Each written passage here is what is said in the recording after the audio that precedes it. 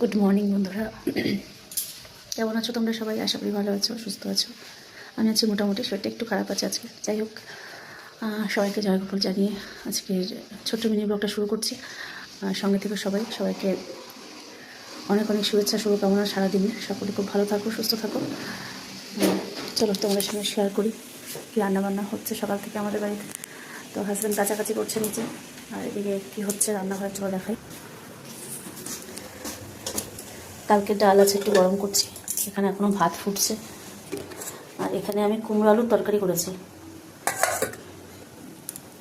So আপাতত এইটুকুই হয়েছে, এটাই সকালের রান্নাবান্না। দেখাচ্ছি দুপুরে কী করি। তো চলো আবার দেখো, ছাদে চলে এসেছিলাম।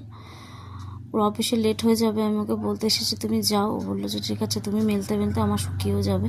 তো আমি এখনই আসতাম, ওকে খেতে দিয়ে ওকে অফিসে চলে যাওয়ার পর আমি ছাদে চলে আসলাম মেলতে। তো যাই হোক, ওকে ডাকতে চলে এসেছিলাম, কেননা ওর লেট হয়ে যাচ্ছে। তো আজকে তো মেনু তোমরা জানোই, কুমড়ো আলুর তরকারি দিয়ে শুধু ওকে টিফিন দেবো। জানি ছেলেদের এক তরকারি দিতে নেই, কিন্তু উপায় কিছু নেই। তো এ কদিন এভাবেই চলবে, তবে বিন্দাস, কোনো অসুবিধা নেই। ভগবান যেভাবে যেরকম চালাবে সেভাবে চলতে হবে, এতে ভাবনার কিছু নেই।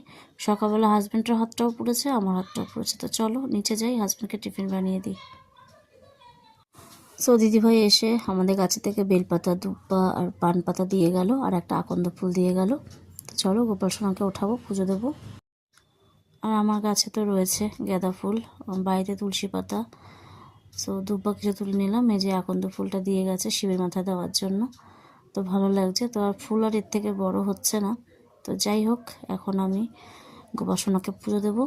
ঘুম থেকে তুলে একবার স্নান টান করিয়ে দেবো। তারপর তো আজকে বৃহস্পতিবার আছে, বৃহস্পতিবারও আমার গোপাল সোনাকে, আমার মা লক্ষ্মীকে ঘট বসাতে হবে। তো চলো তাড়াতাড়ি কাজকর্ম করে নিই, ওষুধপত্র খেয়ে খাওয়া দাওয়া করে তারপরে আবার আসবো। তো দেখো কত সুন্দর লাগছে।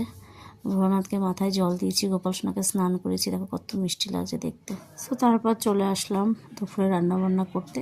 রান্না করবো আজকে আলুর দম, কড়াইশুঁটি, টমেটো আর ধনে পাতা দিয়ে করব।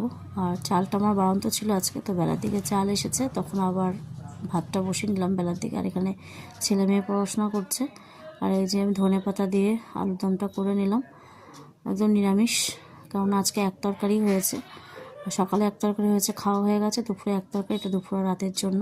তাই একটু ভাবলাম যে একটু ভালো করে করি। বেশি ঝোল লাগলে আবার কিন্তু ভালো লাগে না আলুর দম, কিন্তু আবার ঝোল ছাড়া খাবে কি দিয়ে। ডালও আজকে করে নিই। তো যাই হোক, ডালটাও বাড়ন্ত রয়েছে। যাই হোক, আলুর দম খেতে আমরা ভীষণই ভালোবাসি। তো দেখো রেডি হয়ে গেছে আলুর দম। তো চলো স্নান টান করে এসে আবার বসে পড়লাম বৃহস্পতিবারে পুজো দিতে। সো